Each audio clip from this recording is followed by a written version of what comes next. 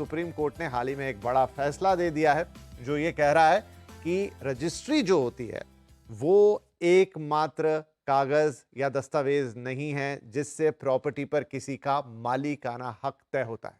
आप कहेंगे ये क्या कह रहे हैं, हमने तो आज तक यही सुना था कि भाई जिसके नाम पर रजिस्ट्री वो प्रॉपर्टी का मालिक। जी हां, बात सही है, लेकिन सुप्रीम कोर्ट का कहना है कि सिर्फ इतना ही नहीं, इसके आगे भी विवाद की स्थिति में किसी और तरह की दिक्कत हो, परेशानी हो, टाइटल में इशू हो, तमाम और कोई भी इशू आने पर registry is not the only document, ये सुप्रीम कोर्ट ने कहा है। उसके साथ पोजीशन किसके पास है, टाइटल में क्या किसका नाम है, और जो दूसरे खसरा खतौनी सात भारा तमाम तरह के जो दूसरे डॉक्यूमेंट्स होते हैं उनका भी रेलेवेंस उतना होगा। तो अगर किसी को लग रहा है कि किसी की प्रॉपर्टी है और उस पर रजिस्ट्री उसके नाम पर है तो वो प्रॉपर्टी का मालिक है, सुप्रीम कोर्ट कह रहा है नहीं, इसके अलावा भी हमें बहुत कुछ चेक करना होगा।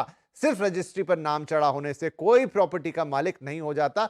तो एक जो कॉमन धारणा आज तक थी उसको ये फैसला सुप्रीम कोर्ट का तोड़ता है। लेकिन क्या ये सिर्फ ये दो लाइनें हैं जो मैंने अभी बोली? नहीं, इसको बहुत सारा इंटरप्रिटेशन लगेगा कि इस फैसले के मायने क्या हैं। क्या एक ब्लैंकेट फैसला है या किसी खास परिस्थिति में फैसला लागू होगा? कौन इस फैसले के एम्बिट में आएगा? किसको क्या फर्क पड़ेगा? घर खरीदार है या जमीन खरीदार है या कोई भी खरीदार है जो प्रॉपर्टी खरीद रहा है किसी भी तरह की, उसको क्या ध्यान रखना है इस फैसले के बाद? और जो विक्रेता है यानी जो बेच रहा है उस पर क्या इंपैक्ट आने वाला है? तो आज इसी पर पूरी एक एक चीज को समझेंगे, जानेंगे। और उसके लिए हमारे साथ आज दो खास मेहमान हैं।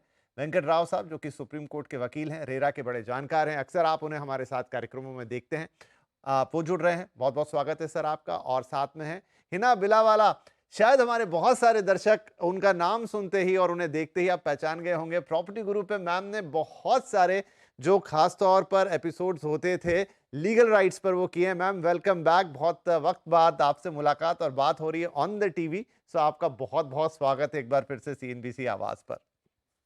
Thank you. राइट, तो वेंकट मैम सर और हिना मैम दोनों से बातचीत करेंगे। शुरुआत करता हूं वेंकट साहब आपसे। सुप्रीम कोर्ट से फैसला आया है, मतलब दिल्ली की तरफ से बात हम तक पहुंची है। सबसे पहले कि इस चीज की जरूरत क्यों पड़ गई? अभी तक तो हम सब यही मानते थे इन जनरल, मतलब आप वकीलों की ना एक्सपर्ट लोगों की बात अलग है, लेकिन आम धारणा तो यही थी कि जिस रजिस्ट्री पर जिसका नाम वो प्रॉपर्टी का मालिक। लेकिन अब सुप्रीम कोर्ट के फैसले से क्या बदलेगा इस चीज में और इसकी जरूरत क्यों पड़ी?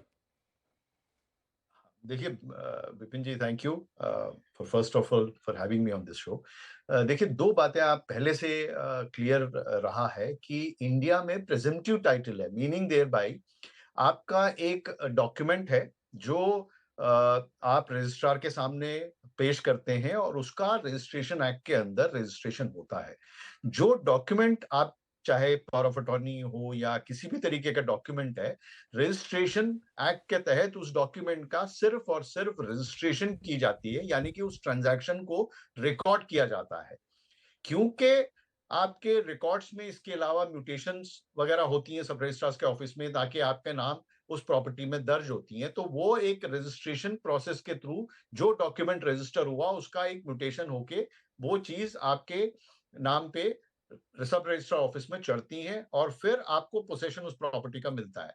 तो आप देखिए, कहीं पे भी इसमें ये नहीं है कि ओनरशिप यानी कि टाइटल कन्वेंस ऑफ कोर्स आप कर रहे हैं, लेकिन ऐसा कोई सर्टिफिकेशन प्रोसेस नहीं है कि सरकार ये कह रही है कि हाँ इस पे कोई और किसी और का हक नहीं है और सिर्फ आपका है, यानी कि आपका टाइटल है, किसी तरीके का सर्टिफिकेशन नहीं है। तो हम आज तक जो ट्रांजैक्शंस देखते आ रहे हैं कि वो रिकॉर्ड होते हैं सब रजिस्ट्रार्स ऑफिस में, और उसके बेसिस पे हम कहते हैं, कंक्लूड करते हैं कि जो साइट सेल डीड या कन्वेंस डीड आपके नाम पे रजिस्टर्ड है, उसके बेसिस में ये कहा जाता है कि हाँ ये प्रॉपर्टी आपके नाम पे है। इसीलिए अक्सर आप देखते हैं कि 30 ईयर की इन्वेस्टिगेशन की जाए और बाकी खैर मॉर्टगेजेस वगैरह तो अपनी जगह है, इस तरीके की पूरी एक डिलीजेंस जो है प्रोसेस रखा हुआ है, ताकि लोगों को ये पता चले कि पहले किसके नाम पे थी, किसके बाद। रिकॉर्डेड ट्रांजैक्शंस को एक तरीके से आप समझ लीजिए कि एक अकाउंट स्टेटमेंट है जिसमें आपने बैंक में खाते में पैसा जमा किया, निकाला, उस तरीके से एक आपके उसके बेसिस पे आपका एक अकाउंट का एक मान लीजिए एक ट्रांजैक्शन स्टेटस पता चल रहा है। जी। कोई भी टाइटल सर्टिफिकेशन आज तक थी नहीं, इसीलिए आप देखेंगे 2011 में, मेरे ख्याल से 11-12 में भी एक land title certification even as late as मेरे ख्याल से 22 में इनफैक्ट इस सरकार ने काफी एक मॉडल एग्रीमेंट मॉडल कानून प्रिस्क्राइब किया था लैंड टाइटल एक्ट की तरह, और उसको कहा गया है कि स्टेट्स अडॉप्ट करें। इनफैक्ट महाराष्ट्र में तो उसका ड्राफ्ट भी रेडी था जिसके बेसिस में एक सरकारी कानून बनी थी। बट हाँ, उसको सब स्टेट्स में अभी अडॉप्ट नहीं हुआ है, एक आध स्टेट में हुआ है, उसमें भी चैलेंजेस रहे हैं। इनफैक्ट आंध्र प्रदेश में तो अभी एज लेटेस्ट एज मेरे ख्याल से 6-8 महीने पहले विड्रॉ भी हुआ है। तो जी, ये जी। एक क्वेश्चन मार्क जो है, क्योंकि प्रेजेंटिव टाइटल रहने की वजह से कभी भी आपको ये नहीं सर्टेनिटी रहता है कि ये प्रॉपर्टी में किसी और तरीके से, यानी कि कोई अगर फ्रॉड मान लीजिए कोई चैलेंज करता है या कोई और टाइटल ओनर आके प्रूव करता है, तो वो सिविल कोर्ट्स में जाके अपना टाइटल प्रूव करेगा, और सिर्फ रिकॉर्डेड सब रजिस्ट्रार ऑफिसेस में ये टाइटल का कोई भी तरीके का एक मैं कहूं सर्टिफिकेशन या किसी भी तरीके का प्रूफ नहीं मिल सकता है। जी। तो आपने महाराष्ट्र का ज़िक्र किया और हिना मैम महाराष्ट्र को भी रिप्रेज़ेंट करती हैं, मुंबई से हमारे साथ कनेक्टेड है। तो हिना जी, मेरा सवाल ये है कि फिर क्या ये कॉमन डिसबिलीफ था या ये धारणा कहाँ से बनी रजिस्ट्री है तो सब कुछ है?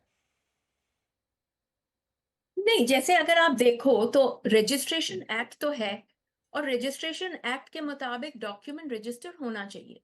अभी रजिस्ट्रेशन का रिक्वायरमेंट क्यों आता है? It's an old act which says कि अगर डॉक्यूमेंट रजिस्टर है और जैसे वेंकट जी ने कहा कि एक अकाउंट स्टेटमेंट बन जाती है कि किसका मतलब एटलीस्ट द गवर्नमेंट नोज कि किसके नाम पे प्रॉपर्टी है, उसके बाद किसके वहां चढ़ी है, फ्रॉड नहीं होते हैं। उसके बाद डॉक्यूमेंट्स मतलब मल्टीपल ट्रांजैक्शंस एक डॉक्यूमेंट पे नहीं हो, एक एक प्रॉपर्टी पे नहीं हो जाता है। तो वो सेफगार्ड के लिए तो रजिस्ट्रेशन कंपलसरी है। रजिस्ट्रेशन एक्ट भी प्रोवाइड करता है कि जहां हम रियल एस्टेट से डील करते हैं तो वो डॉक्यूमेंट रजिस्टर्ड होना चाहिए।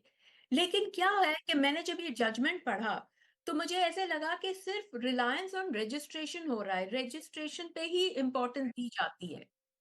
ये ये एक पहलू है।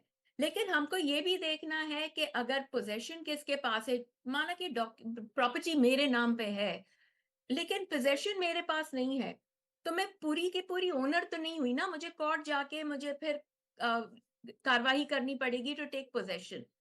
तो लॉ में क्या है कि what is the actual right to a property? Physical possession and legal right, तब जाके आपका टाइटल बनता है। तो रजिस्ट्रेशन इंपॉर्टेंट है।